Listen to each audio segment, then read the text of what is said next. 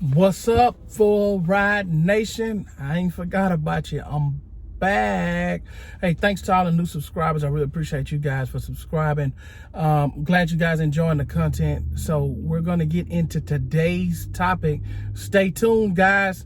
Christopher, walk on, turn D1 starter. I'll see you in a second. Thomas was actually a walk-on, Matt. They just awarded him a scholarship prior to the start of the season. Okay. So we're back. We got another one to go over.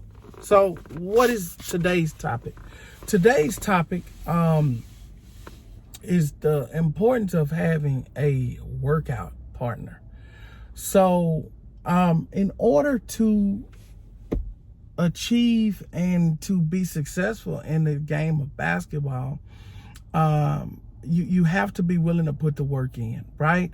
So, my story, and I got a series coming out where I'm going to share some things about my story that a lot of people don't know. Even some of my former teammates, my real close friends, they don't exactly know the whole story on how I played junior college, Division II and Division I. And when you hear that, it's like, how do you go play all three levels like that? Like, how's that even possible?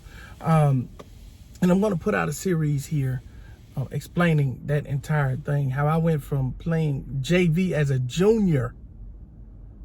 JV as a junior to Division I basketball on the greatest team in Florida Atlantic history that made it to the NCAA tournament in 2002.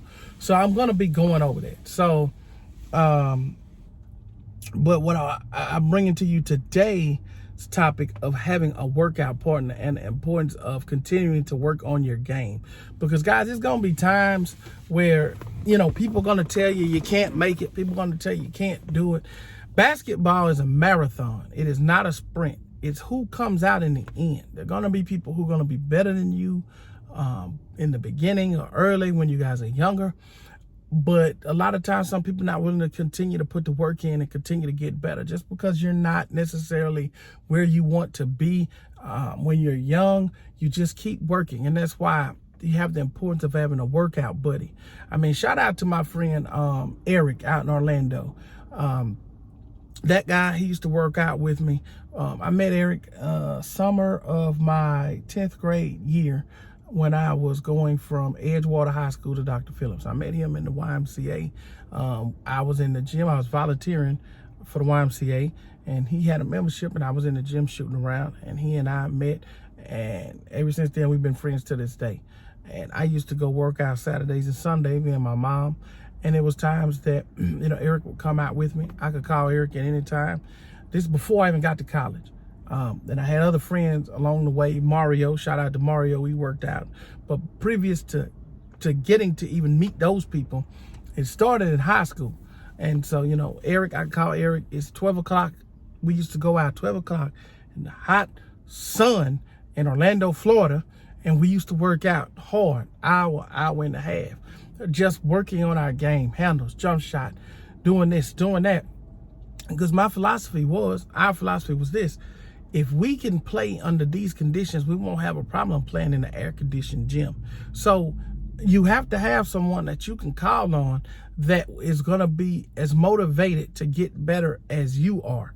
And those are the people that you need around you to help motivate you, because you're going to need to believe in yourself, and other people will believe in you as well.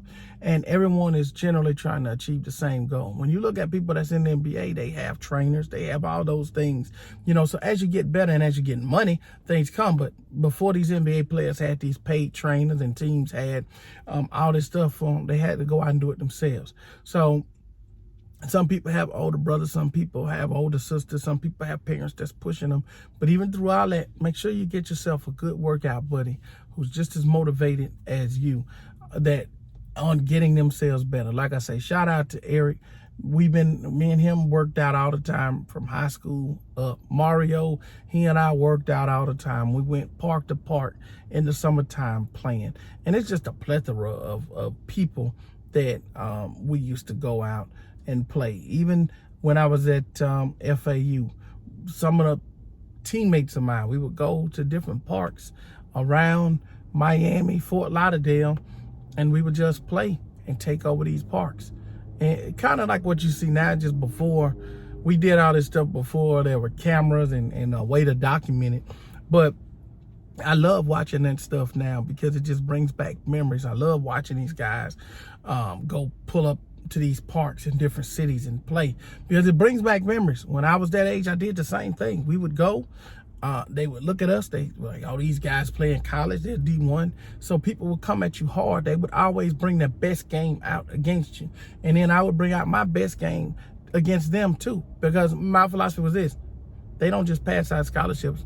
I got to do one scholarship for a reason, and I'm going to show you why. And so that just brings out the competitive spirit. That also makes you get better, that pushes you, and that prepares you for what you're going to see when you get to the upcoming season. Because when you go play pickup, even though some of those people may not be college material, or they may not be able to play in college, they're going to pull out their best game against you because you play in college, because they want to be able to go back to their neighborhood and to their job and wherever they're going to go and say, man, I beat the brakes off this Division I basketball player, especially if you're on a team that has television time. So it's up to you to make sure nobody can walk around and say, you know what, I got the best of that guy. I'm on scholarship for a reason. And generally, those people on scholarship spend more time developing and getting better. So, guys, that's the topic for this one. Short and sweet. We're getting back to it. But like I said, I got the series coming out on my journey. You guys are asking other specific questions about what's a D1 practice like, what's a junior college practice like, what's a D2 practice like, what's the difference, and how to prepare. All these things, guys, I got videos coming. So I'm sorry for the break, but I'm back like Jordan in the 4-5, baby. We coming back. I'm about to get you guys some content. And again, thanks to all the new subscribers. I really appreciate you. And for you guys that don't know the slogan, let's compete.